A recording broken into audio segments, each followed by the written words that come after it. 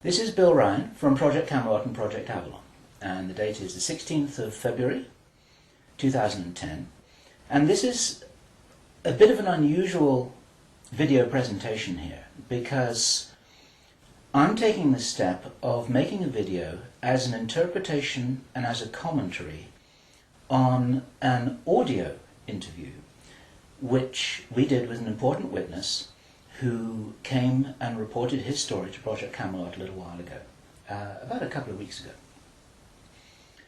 And as with many of our witnesses, this person wanted to remain anonymous, but he has agreed that we transcribe the audio, and so we've got this as a transcript. And this is going to be released at the same time as the video because it's important to be able to read the transcript at the same time as you're considering what I'm saying about it here. And as we come into this story, you're going to understand exactly why it's important to get all the information, to hold it all into a very fine balance. Now, this is a British person, and he worked in the British military for a number of years.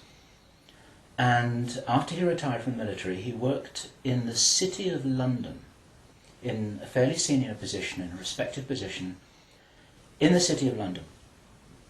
And for those people watching this video who don't know about the City of London, the City of London is it's like an enclave, it's like a financial enclave in the heart of London itself. Some people consider it almost a little bit like the Vatican. It's very old, it's very ancient, it's the heart of the financial system, not only of Britain, but possibly the world.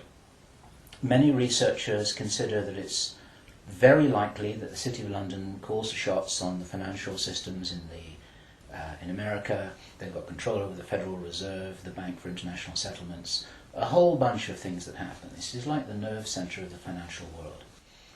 And it's very Masonic, it's very ancient, it's very traditional.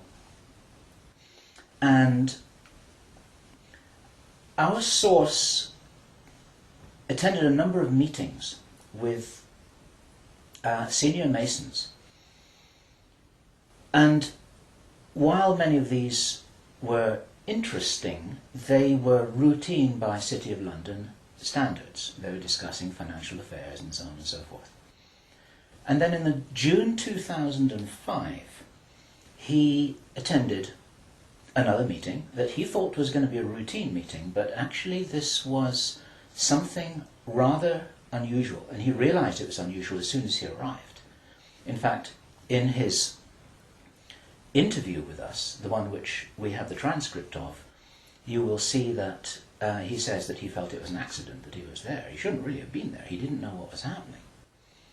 And as such, he didn't really participate in the meeting. He was there as a little bit as a fly on the wall. He was just listening to what was happening.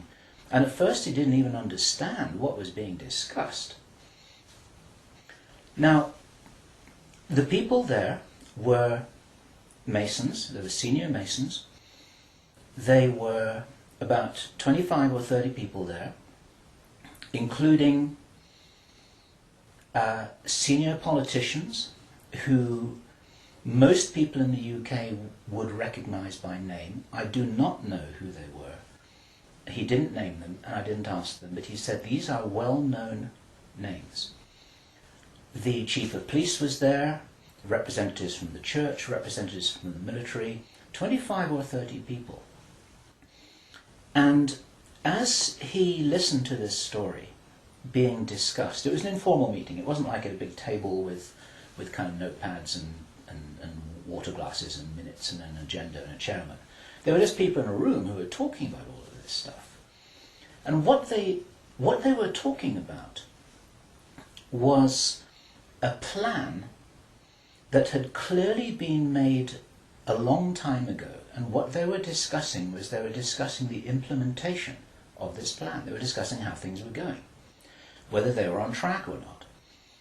And what for example, to give a flavour of this, they were discussing between them some of the problems that they had in the implementation of their plan. And as this little presentation continues here, you'll realize what the plan was, and I'm going to be revealing this in very much the same way as it was revealed to our witness and as he revealed it to me, bit by bit, step by step. The first thing that he heard was they were talking about the fact that Israel didn't look as if it was getting prepared to attack Iran anytime soon. This was a problem. Even back in June 2005, they were apparently concerned that what it was that was planned on some kind of a timeline wasn't rolling out according to schedule, and this was an issue for them. So that attracted his attention very quickly, because he'd never been in a meeting when this kind of thing was discussed.